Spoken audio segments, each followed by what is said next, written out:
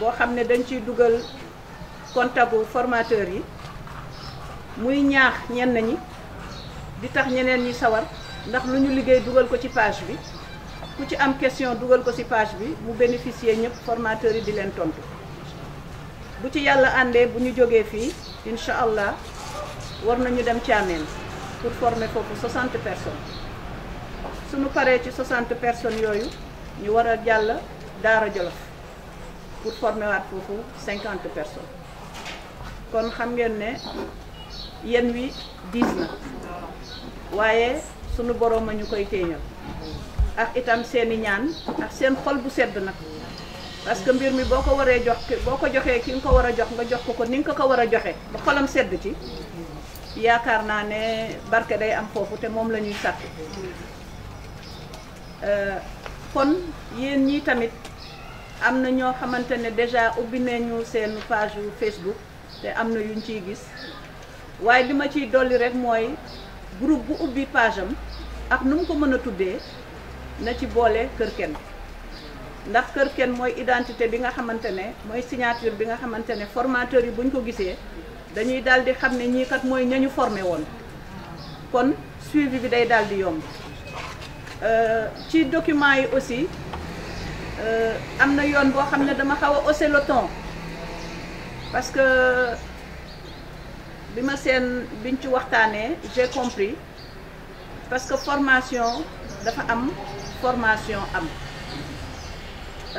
nit ñi tamit ni ñuy liggéeyee bokkul ñun dañuy jël information yëpp parce que 3FPT bi nga xam ne moom moo joxe formation bi moom moo koy laaj te dañu tëral léegi politique boo xamante ne dañuy def suivi donc képp koo xam ne jàngal nga ko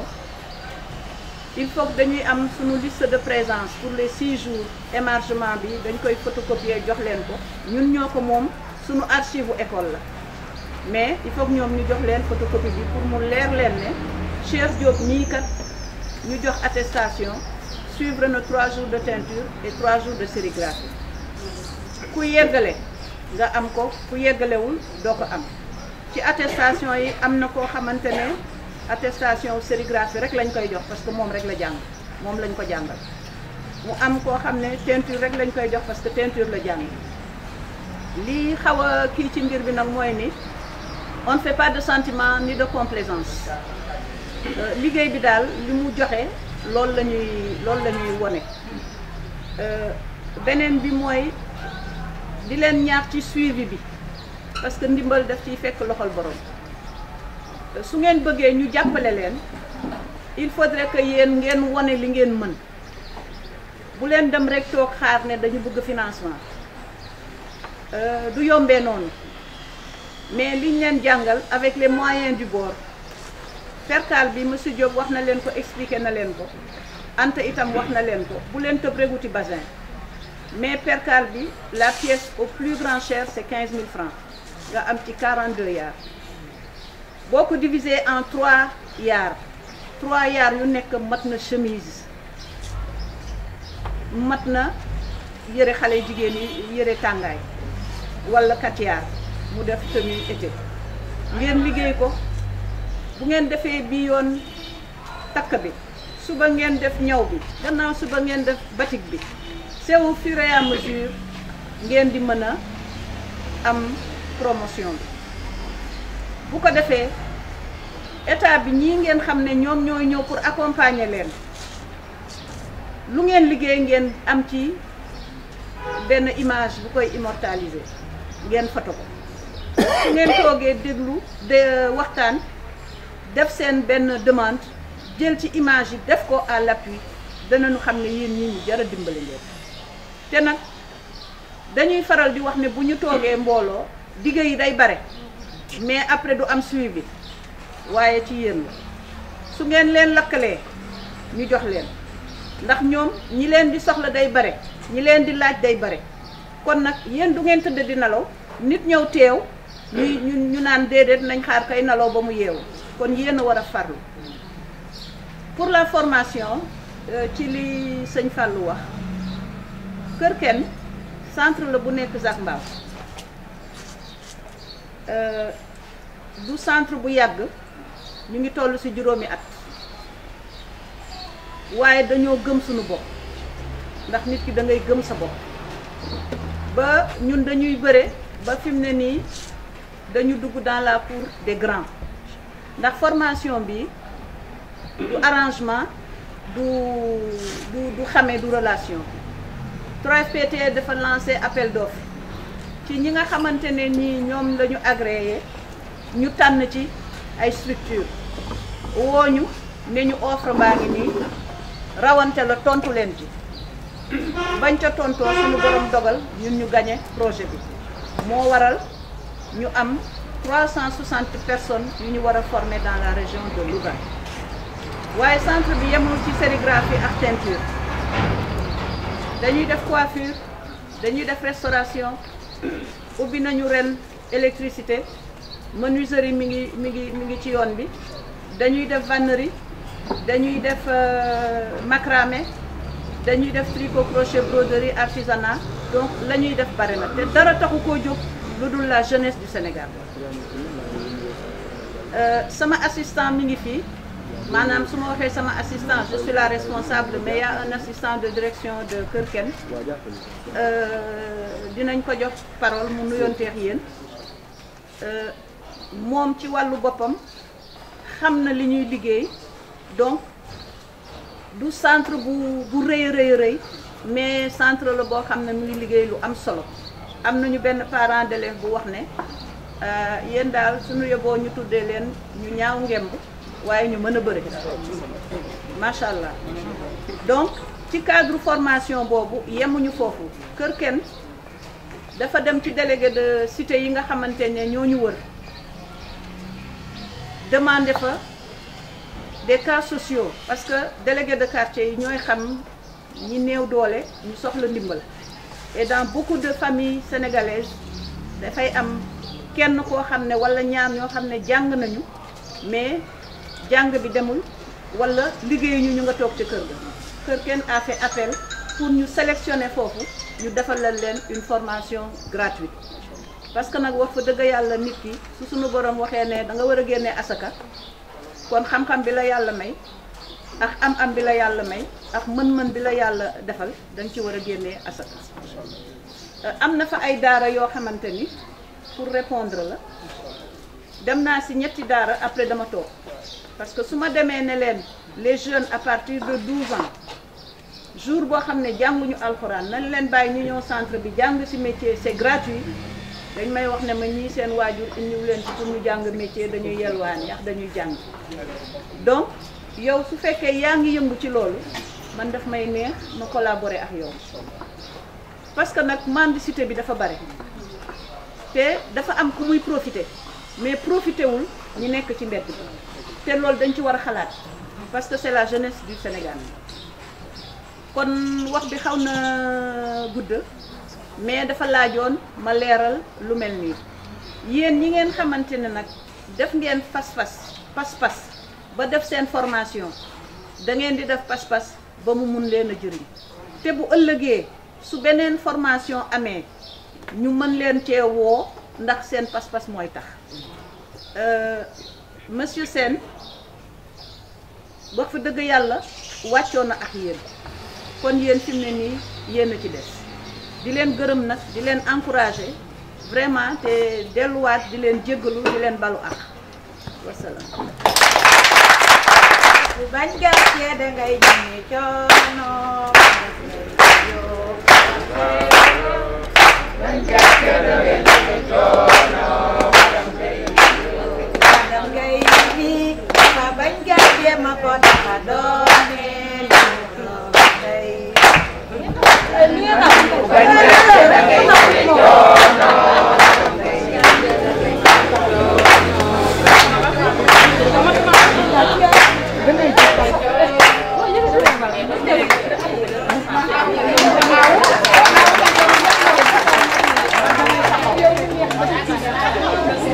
lu ma neex wax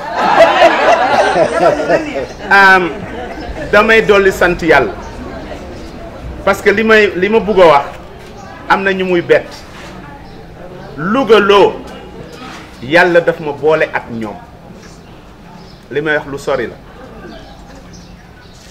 2000 laa wax en l'an 2000 ñu ngi 2020 ngoon 20 ans fukki doomu Louga jóge nañ fii ñëw sama centre ma di leen jàngal former leen informatique ñoom Fat Fall ñoom Lamine Sonko xale yooyu ma jógee Dakar am équipe indi ko fii ci Louga ci 2000 ñu jàngale internet ñu def fi ay fan ma jiite loolu 2020 madame Gaye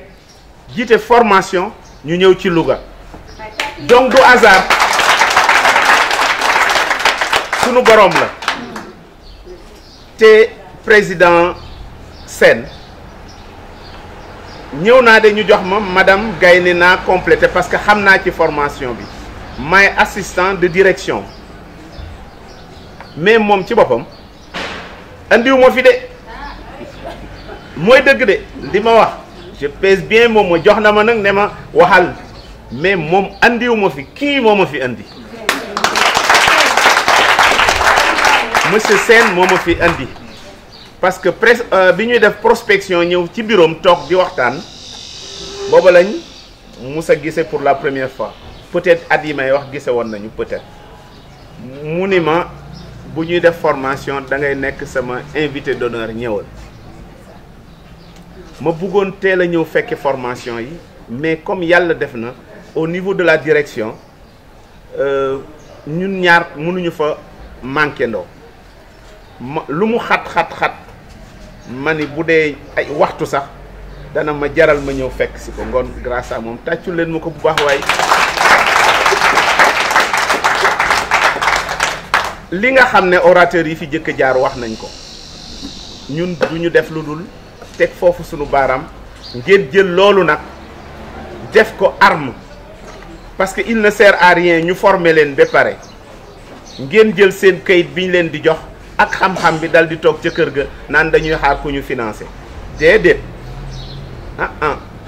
bu leen xaar ku leen financé démerdez leen ak lu mu néew commencer quelque chose wax na ni madame nee ne le chemin n'est pas difficile c'est le difficile qui est le chemin mu ne yomb neexul baaxul ma ne àdduna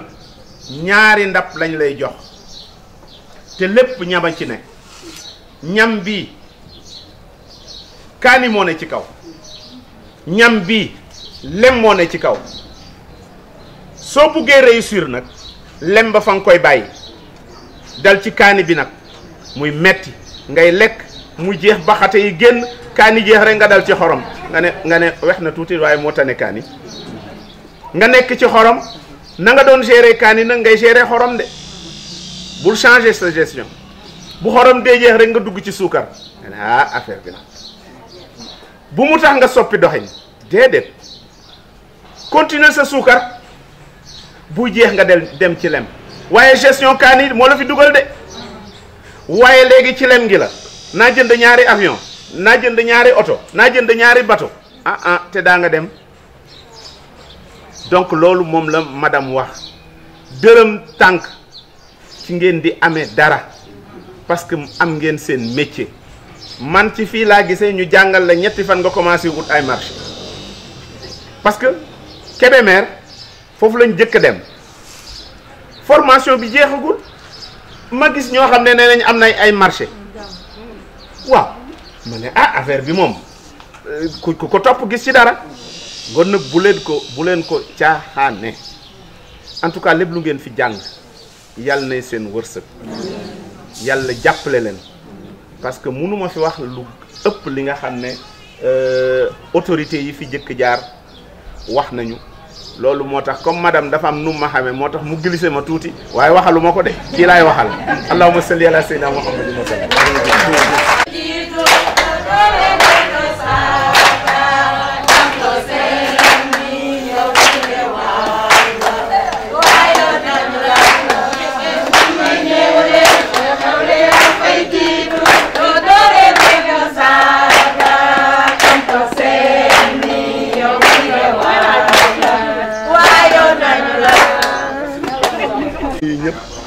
di commencer ci nuyoo bi sunu chef de service bi nga xamante ni mooy Koumba Diallo di chef de service départemental action sociale ñu mën ni ministre de la santé et de l'action sociale mi ngi fi le chef de service régional de l'action sociale mi ngi fi ndax moo leen fi teewal di nuyu monsieur l'inspecteur régional de la jeunesse et du sport ci nuyu bu rafet ak yëg gi mu yëg association bi ak li ñuy liggéey ba mu jaral ko mu anticiper visitam ñëw ci fi ñu doon formé di nuyu bu baax Serigne Fallou Niang mi fi teewal tey la directrice du CFP le centre de formation professionnelle de Louga madame Sarr muy koo xam ne aussi moom tamit dañ koy gërëm dinaa ci ñëwaat ci kanam di nuyu bu baax aussi monsieur l'adjoint au maire di Mor Sylla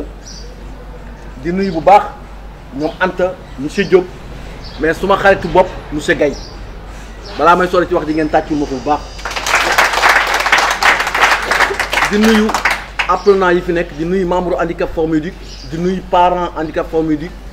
di nuyu aussi ñi nga xamante ni tey c'est des partenaires monsieur le maire ñu ngi lay nuyu di lay yóbbante nuyoo ci Moustapha Diop monsieur le maire ministre lii ñu def nii tey je crois que yéen lañ ko defal di remercier bu baax 3FPT di remercier monsieur Aliou Dieng di remercier aussi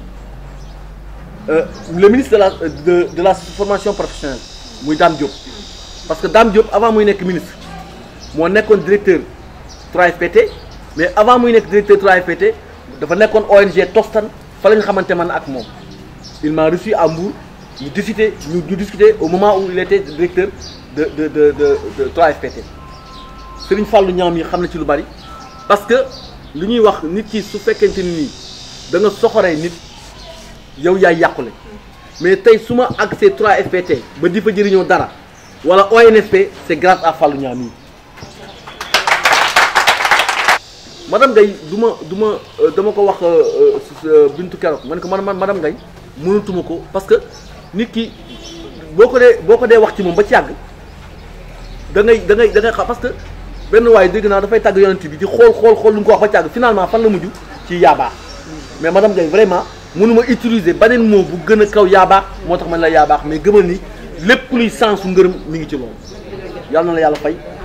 yàlla jàppale école bi ba mu nekk école boo xamante ni tey da nga am ay écoles yoo ubbi dans les 45 départements du Sénégal te yàlla mën na ko yàlla am na te lépp loo fa liggéey yàlla na barkeel ñu ngi leen di gërëm yéen ñëpp waa Géoul TV ñu ngi leen di gërëm di leen sant parce que Géoul lañ jógee télé bi Géoul la jógee uniquement pour couvrir ñu cela veut dire que moom insertion personnes handicapées yi intéressé na leen mais leur maire di suma xarit suma kóllëre muy Abdourahmane Diop di suma kóllëre benn bakkan donc ngeen baal ma rek loolu il fallait ma wax ko di nuyu le chef de quartier di nuyu responsable MDL ngeen baal ma rek ma sànni ci ñaari kaddu di commencer ci lu ma wax léegi monsieur le maire lii lu ñuy liggéey pour yéen parce que commune bi yéen a ko yore mais monsieur le maire bi may def Laxbuus fii la dëkk Laxbuus Jaxate il est collaborateur du maire suma promotionnaire la ñoo yarandoo ñoo màggandoo ñoo defandoo lépp suñu ay waajur yi ñoo daan am je l'ai appelé je l'ai invité ñëw rafetul ci ay organisation yu mel nii nekk ci dëkk bi di liggéey pour développer ñun dañuy accompagner monsieur le maire ñii groupement yi nekk fii am na ci ñu bëri ñoo xamante ni tey groupement yu jàppale monsieur le maire lañu dañu leen a jël boole leen ci formation bi mais la moindre des choses bu gën a rafet mooy nañuy répondre ci population yi moom moo dëkk ci koñ bi kii Kër Sëñ Louga la dëkk mais su départ Kër Sëñ Louga ñëw di représenter le maire c'est parce que préoccupation commune bi soxla mais préoccupation personne handicapée soxla nañ mbaam na gàtt na mais ci jur gi la bokk. Nous sommes des handicapés bien sûr. Nous sommes des handicapés bien sûr mais jàng nañu ñi ngi liggéey li ñu war a def ñu ngi koy def Moustapha Diop ëppaliwuma xaalis parce que day am milliard am di ko faj soxla ma am sama 1000 francs di ci faj sama soxla fu mu toll kon ëppaliwuma dara di ko def. Donc monsieur le maire dañu lay yóbbanti te li ma wóor yàlla mooy wax naa ko Adjara Diop démb nee naa ko leen de moo ma jaaxal mooy monsieur le maire moom si la bañ a ñëw mais bu ñëwee lépp lu ñu wax Moustapha Diop dara jox dañu lay yóbbanti ci Moustapha Diop que les personnes handicapées rawatina suñu centre bi dañuy traverser ay difficultés man mënuma concevoir centre bi nekk fii bii mooy suñu 7e formation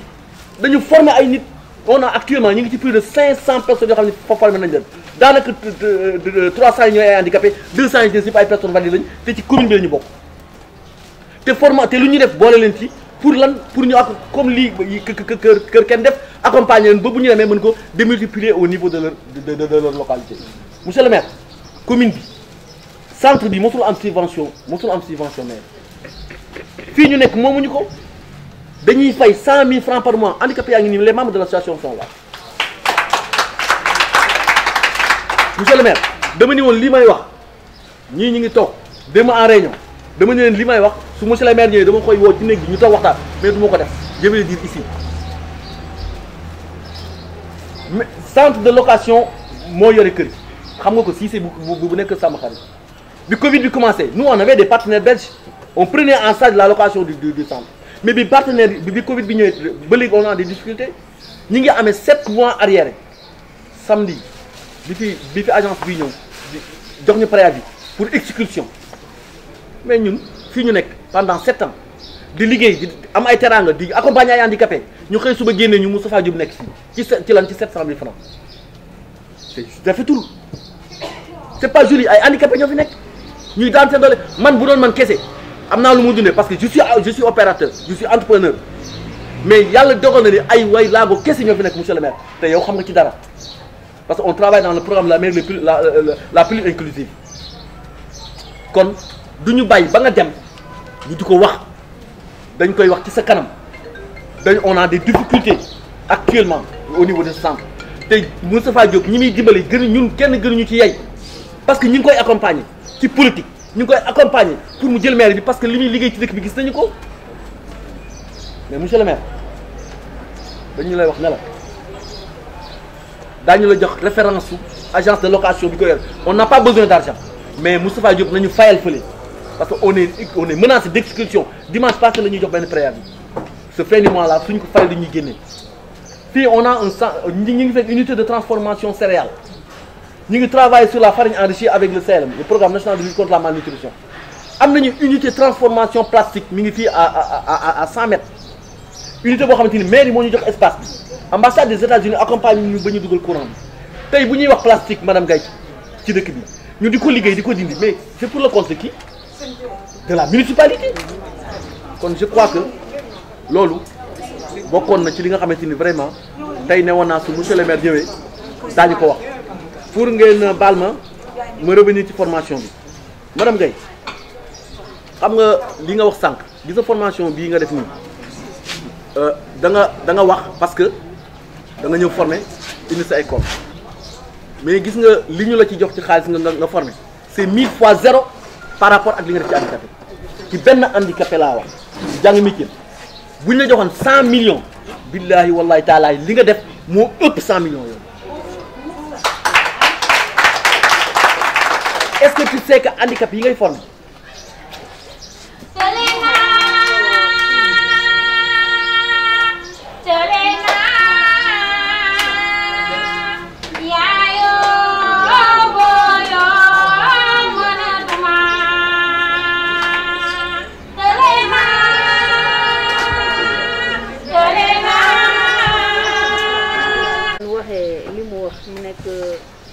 li ñuy wax cri du cœur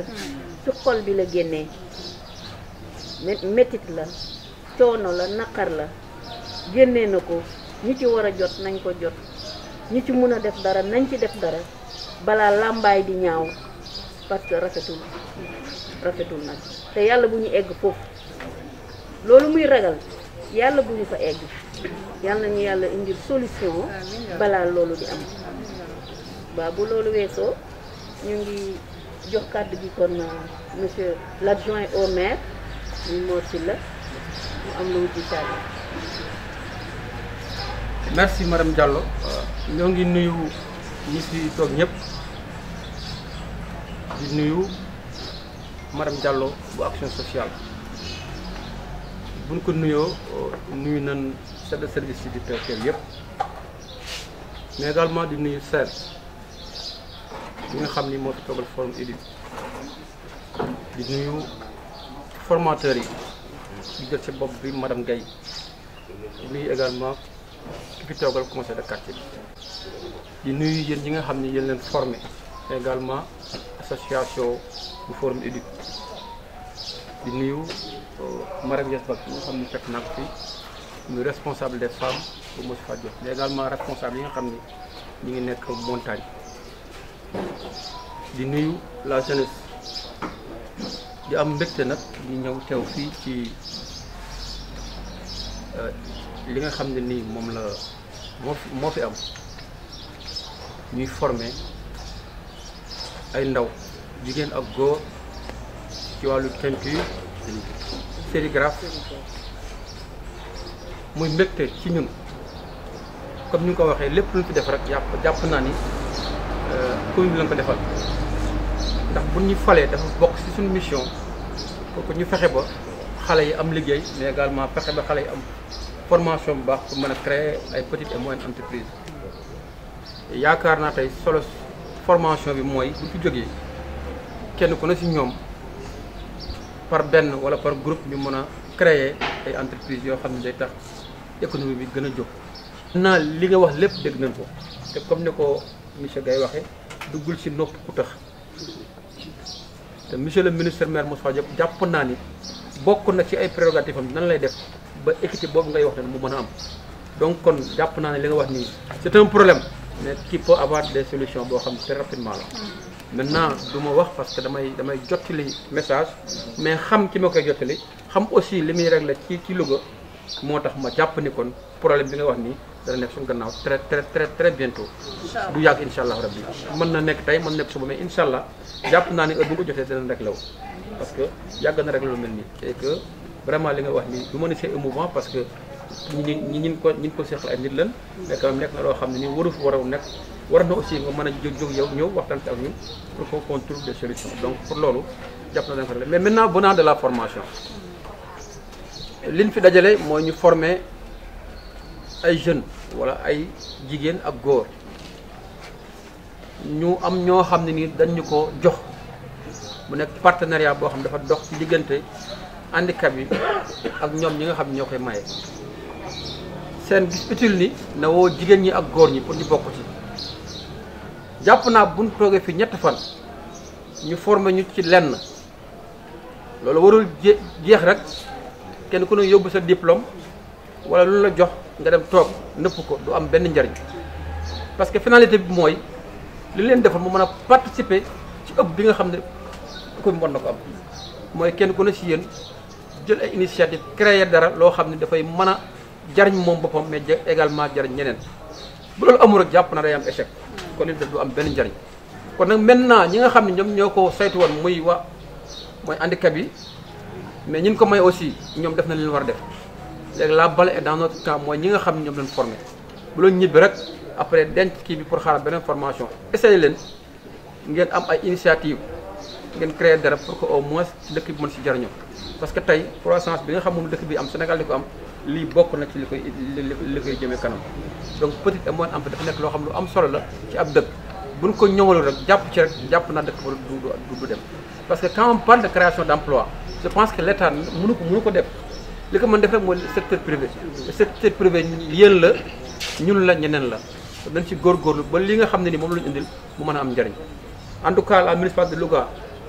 sera à vos côtés danañ accompagner ci lépp loo xam ne yéen ko jël comme initiative mais na am rek mu am link bi mu am ñoo xam ne dañ fay jógee ñu di waxtaan ak ña fa nekk pour que ñu mën si jàpp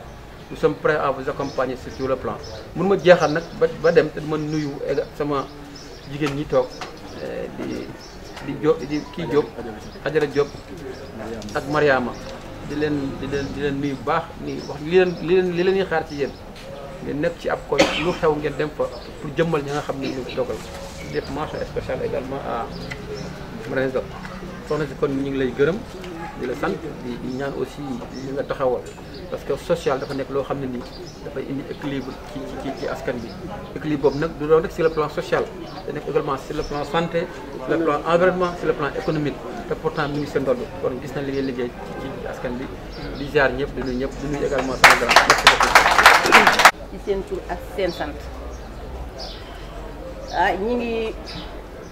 jéggulu nag ci kàddu yi nga xam ne ñi ngi koy yëkkati ci kaw kilifa yi te xam ne loolu warul waaye nag olof dafa wax ku wal mburu da nga tudd dëkk wala nga may ci say dëkk ginnaaw bi nu santee yàlla julli ci Seydina Muhammad sang yi ñi ngi sant suñu ñaari waajur yi waaye tamit ñi ngi sant suñu borom kër yi nga xam ne ñoom ñooñu bàyyi lu toll ni daanaka say boo ñu ne fukki fan ak ñaar ndax juróom benn fan yi ñu njëkk a def ba ñibbi suñu xel nekkatul ci kër xel yee yëpp ñu ngi ci fi ñu doon formé kon see boo ñu ne ànd nañ koog yéen fukki fan ak ñaar ñu ngi leen di sant nag ñoom ñëpp parce que madame Gaye mi ak madame Guèye monsieur Diop Ibrahima Sène papis mi ànd ak ñoom xawma ku leen mën a fay de waaye man bokkuma ci te nekk na nit ñoo xam ne dugal nañ ci suñu bopp loo xamante ni si yaakaar naa ni même bu ñu dundoon téeméeri at ak ñaar fukk bu ñuy sàngoo suuf nekk na loo xam ne duñ ko fàtte.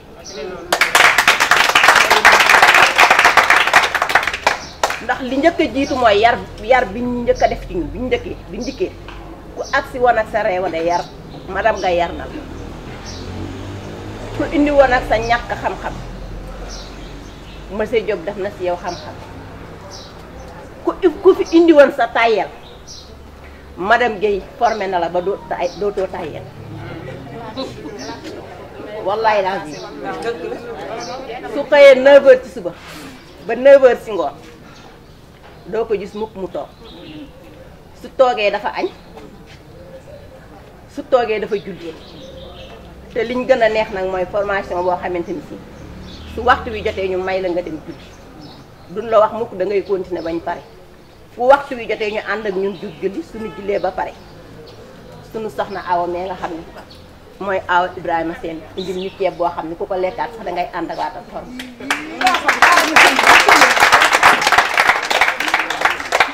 soxna Bintu tamit moom it nekk fii tamit jàppal ñu ci yeneen xale yi tamit muy soxna Ibrahima Sène Ibrahima Sène yow soo jooyee wala nga ñaxtu du sa bopp a tax soo jooyee wala nga ñaxtu du sa bopp a tax ñu topp ci sa ginnaaw tey ñii yaakaar ne ay waylaago lañ te duñu way ay laago ñun ñi ñooy waylaago ñun ñu ñëw topp ci seen ginnaaw ak suñu ñàkk a xam ñëw topp ci seen gannaaw ak li ngeen xam ñu fas yéene ko ànd ak yéen di xamandoo yéen ñun ñoo leen gën a nekk waylaago tey am na ñoo xam ne buñ leen juróol sagoo leen kon seeboo ngeen dëggal seen bopp te dooleel seen bopp te xam ne nit amul lu dul fulaam ak jomam ak faydaam ak gëm-gëmam ak dignitéem dangay dem première formation bi ma def fii ñeenti fan lañ ko def bi bis bi daataa del si commencé naa liggéey sama borom kër moom a financé di la bu sakka nge tooro bi maa ngi koy ziar bu wér bi ma ñëwee toog wax ko dama ko jël yëpp jébbal ko ni ko lii laa liggéey woon ba ñëw tooguma nag di nelaw tëdduma di nelaw ndax te mosoo maa xam may tëdd di nelaw sama fukki at fekk na maa ngi liggéeyal sama yaay lu muy lekk ci loxoom bi otoraay yi daw ci gaag yi juróom-ñaari otoraay ba juróom-ñetti otoraay fekk na maa ngi liggéeyal sama yaay ma ne ko kon tëdduma wax xooluma sax kuy tëdd lijjantiwuma sax kuy tëdd te duma ànd ak kuy tëdd mu dindi 200 000 jox ba nëga ni tàllalaatuma keneen la ko ca laay liggéey ba fii ma la koy wax ba may indi la ma ne ma formation bi nga def mu ne ma ana ba nga defoon ma ne ko ba ma defoon ma nga fa de mu ne ma ne ko waaye weer wu nekk dinaa yëkkati 10 000 teg ko place ndax na ma ko laajee woon mu jox ma ko noonu laa ko fas yéenee delloo ndax damaa am leneen lu ëpp loolu lu ma soxla kon soo leen xoolee bi yeneen doomu aadama ngeen bëgg ñu dimbali leen ah kay ndimbal dana am mais ki na gën a jege moo la gën a war a dimbali waaye bu la dimbalee tamit yow it na nga xam ne kii dimbali na la yow it da nga koo war a dimbali bu kenn leb sa alali waajur yaakaar ni yaa ko moom ba tëdd ci bañ koo fay bu kenn leb sa alali borom kër ba yaakaar ni da nga caa war a tëdd bañ koo fay ndax bor na te boo ko fayul fii da nga ko fay fan jëm te liggéey day rafet liggéey day rafet Ibou bul jooy Ibou yow sa papa ak sa yaay Ablaye Wade woone leen 50 ans de mariage 0 faute kon yow looy jooy incha allah bi yàlla dina la defal li nga bëgg seen ab doog déggen kat seen ak déggen seen maamu daal ma ci sangomaat Ibou yow dangaa baax te li tax nga baax ñii way ñii nga yaakaar nii wallahi lazim ñii nga yaakaar nii ni ñoo bëgg ñoo war a tekki ëllëg ñoo fiy tekki da dinañ tekki incha allah parce que man ak ñoom si première formation bu ba nëg ni te dawuñu benn yoon kon su nee wa ay laago la ñu man gëmuma loolu de gëmuma loolu kon ñu ngi sant ñëpp ñii nag li ma ciy dolli mooy ñii ñu formé ñii wallahi lazim fii ba àddinay tukki kenn du fi indi ñeneen ñu mel ni ñoom asalaamaaleykum wa rahmatulah. nii daal formation bi kontaan nañ ci trop wax dëgg fa yàlla wax nag yombul waaye daal li ci mënti am ñi ngi gërëm promoteur bi muy monsieur Ibrahima Sène mi nga xam ne moo jiite association handicapé yi nekk fii may taxaw foofu rek di leeral ni dama jàpp ni handicapé du rek koo xam ni loxoom wala tànkam ak bëtam dafa am lu lu mu ci mënta jëfandikoo handicapé mënta weesu nit ko amul benn volonté parce que ñàkk volonté mooy handicapé te ñii ñoo nekkandoo ak ñoom ci formation bi ñoo nekkandoo ak ñoom am na ci ñoo xam ne duñu wax duñu dégg waaye daanaka lu madame Guèye expliqué wala monsieur Diop ñoom seen bopp sax ñoo ñuy njëkk a def li ñu sant que ñun ñi nga xam ne njort nañ ne amuñu handicapé parce que njort laay wax ndax handicapé xëy na leneen la formation bi nag xéewal la wax dëgg fa yàlla bu fi wàcc ñu sant yàlla bañ ci yàlla boole ndax li ñuy wax rek ressource dafa am ñaar dafa am luy jeex ak bu dul jeex xaalis ku ko yëkkati di la ko jox xamal ne bis dina ñëw nga dem laaj mun la awma parce que luy jeex la xam-xam nag bu ko nit jëlee def ko ci yow jox na lu dul jeex li ci des nag mooy yaa koy exploité exploitation boobu nag muy ay financement ak yeneen li ci ëpp solo mooy fexe ba yow nga financé sa bopp te lépp ay waxtaan la ak ay pexe ci suñu groupe bi ci guddi rek doon nañ ci waxtaan ci naka la ñuy defee autofinancement keneen ku ñu ci fekk si ëllëg xayru ñu jël waaye incha allahu rabbi balaa yàgg dara yaakaar naa ni xalaat yooyu dina am lu mu jur ba dinañ mën a commencé dem ci maanaam beneen étape taxawal PME dooraa jëm ci yeneen ak yeneen incha allah loolu mooy suñu ambition ñu ngi ciy def ma ñëwaat nag ci suñu formateurs yi muy monsieur Diop madame Guèye ak partenaire waa Kër Kenn macha allah ñoom li ñu signé ci seen document dafa am nombre d'heures bi ñu waroon a def bu la neexoon ñu def nombre d'heures boobu rek yem ci bu formation bi yem ñu xam ne fa la formation bi yem kenn du leen ci wax dara waaye ñun yëg nañ ni ñoom ñoo ñu gën a bëgg sax ñu am xam-xam que ñun suñu bopp ndax 9h la ñuy commencé 21h dañ koy jugee macha allah métti woon na trop waaye kenn ku nekk ci ñun yëg na ni am na loo xamutoon loo xam ne bi nga ñëwee tey xam nga ko maa ngi nii sol yëre boo xam ne sama sëriñ laa ci def jëlaat fii def ci photo sëriñ Fallou ay semaine ci ginnaaw mënuma ko woon su ma ko bëggoon dama koy dem fay ñu defal ma ko tey jii macha allah maa ngi sant yàlla wax dëgg fa yàlla di leen gërëm su ma ko bëggee dama ko defal sama bopp ndax jox nañ ma xam-xam bi su ma ci bëggee am dara it xam naa ni may def ba mën koo defar di ko jaay di ci am dara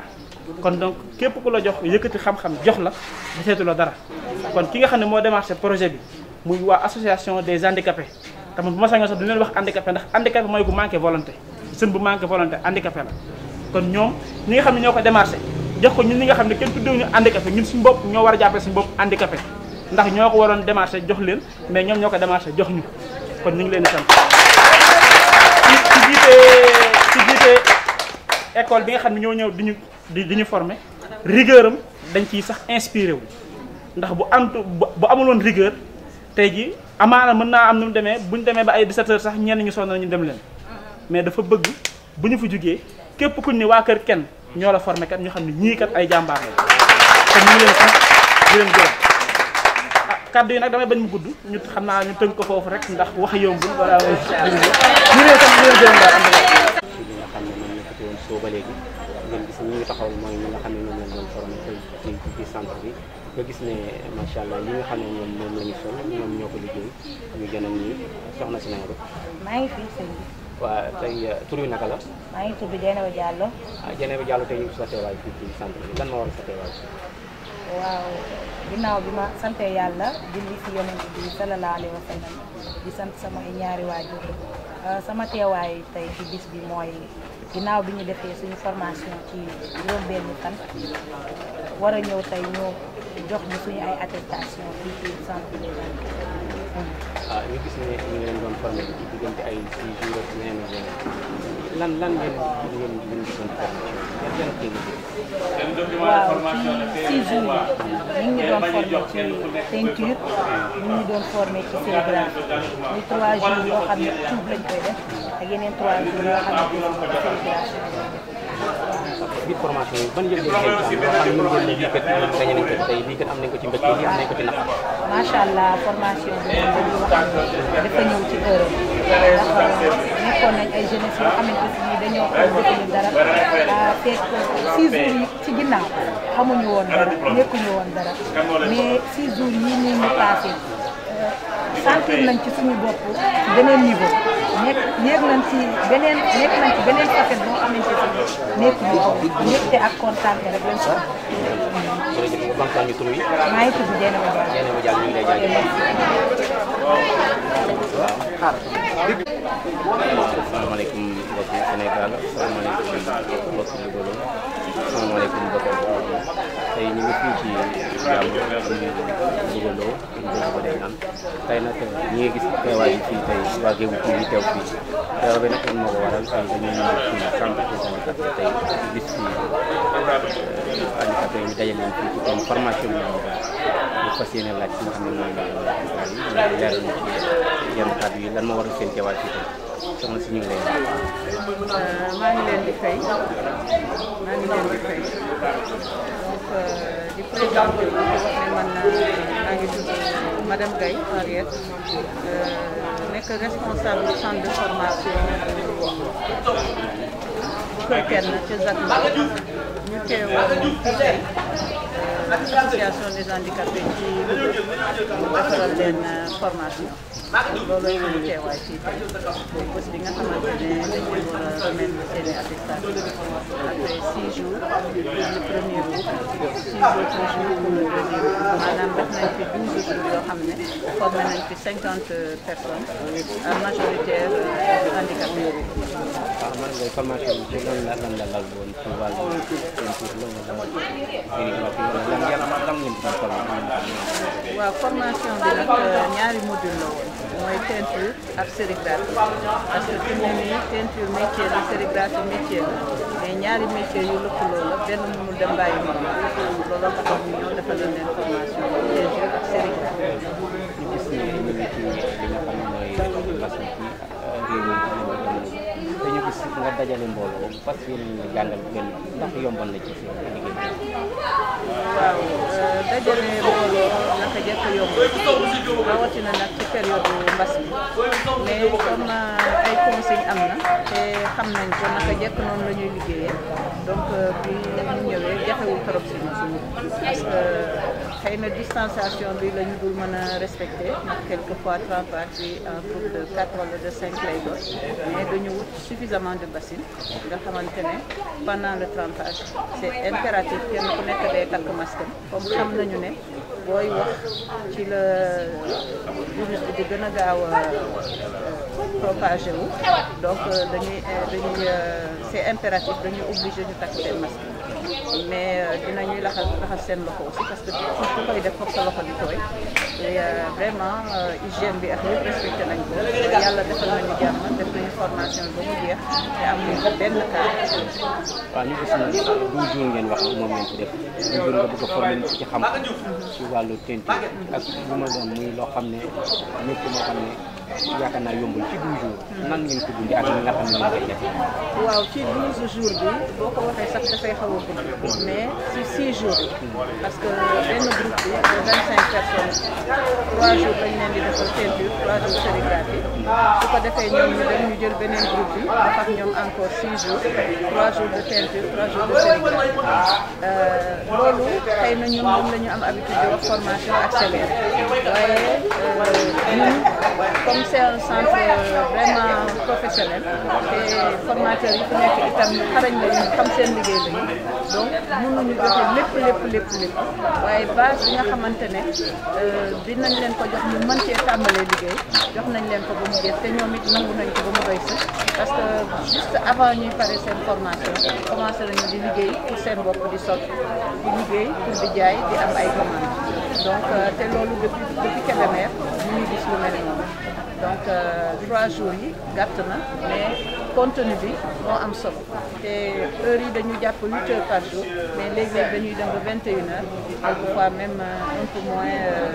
22 heures voilà donc te ay mag lañu tamit mag neex na jàng voilà amuñu ci benn jafe-jafe. waaw muy ngeen waroon former 50 personnes ndax 50 personnes yëpp teewoon nañu formation. waaw fii nag yàlla defal nañu ko si wax bi yeneen classe yi 50 yi ñëw nañu inscrire waaye bi ñu demee ba ci biir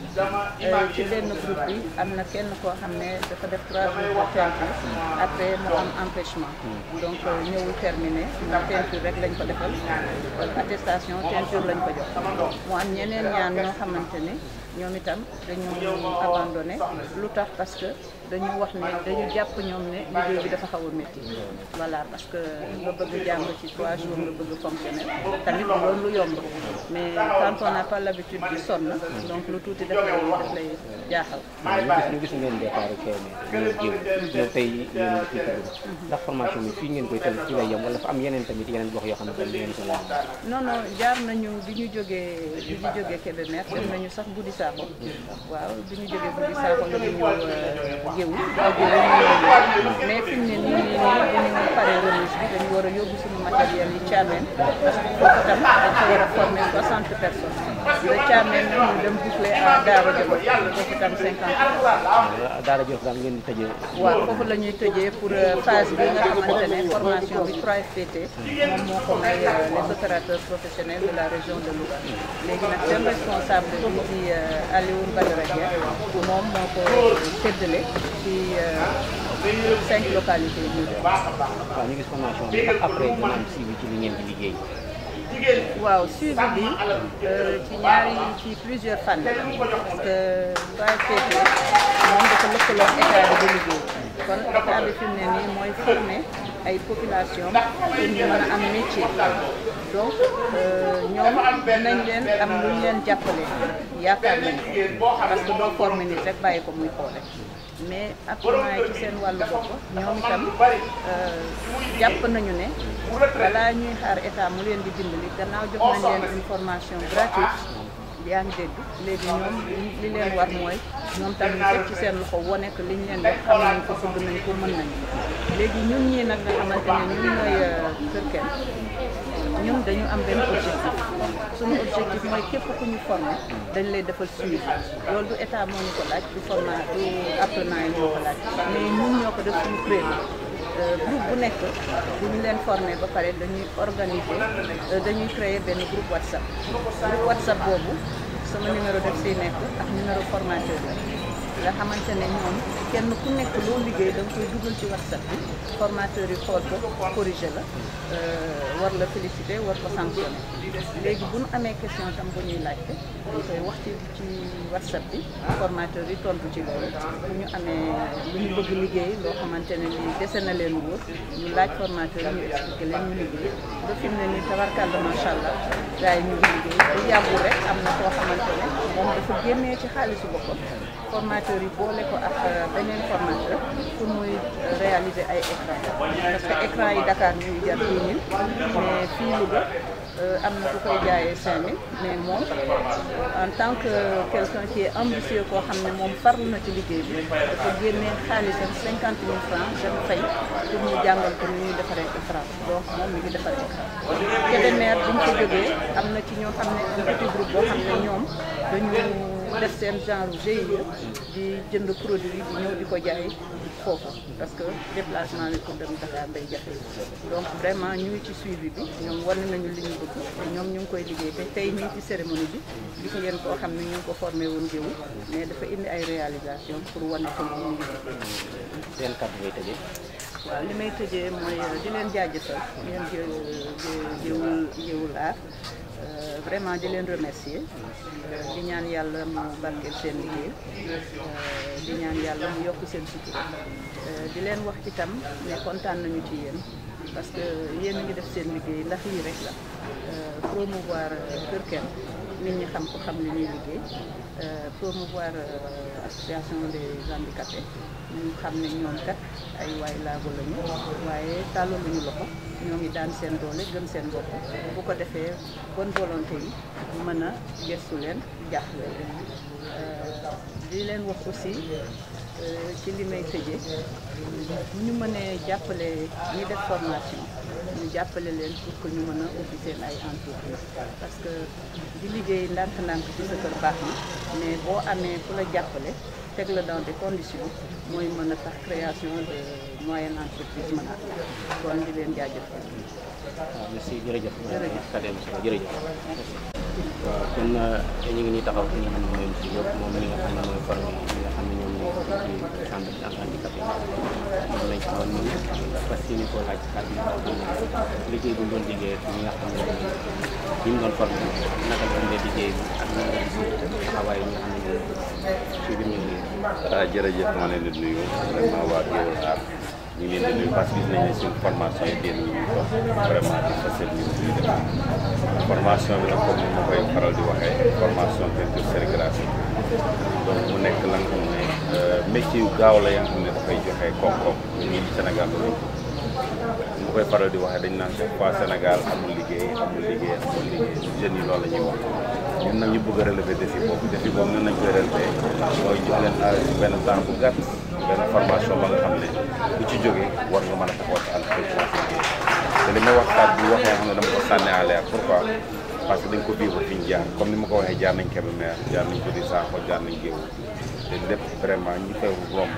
gis nañ ñu ngi commencé liggéey te ñu ngi joxe gis ngeen témoignage yi kon liggéey bi ñu ko gisee mooy liggéey boo xam ne passionnant la boo xam ne dañuy neex te ñi ko doon jox aussi ñoom ils sont tellement réceptifs dañu dem premier jour yi da ngay gis ne ils sont en prévision mais suñu defee benn jour 2 jours nga gis vraiment ñu commencé gis njëriñ ba nga xam ne ñun ñu leen koy jox kon liggéey bi li may wax ne mooy toujours dem naan métti na parce que temps bi ñu fiy def dafay gudd pas 3 jours mais 6 jours bi ñu dem 9 heures ba 21 heures mais métti wul parce que ñu ngi koy jox su tombé ni ñoom dañu bëgg a recevoir bëgg a xam-xam bi vraiment day yomb waaw loolu. waaw en tant que formateur ñu ngi formé ñoo xam ne xëy na ñu ngi leen di jox tey ñu koy door ñu nekk loo xam ne xëy na jafe-jafe ñu doon toog fan yëg-yëg nga doon am ci jàkkaarloo ñoom di wax ñu ne ko. waaw yëg-yëg bi toujours bon même sentiment bi lay doon chaque fois mais nag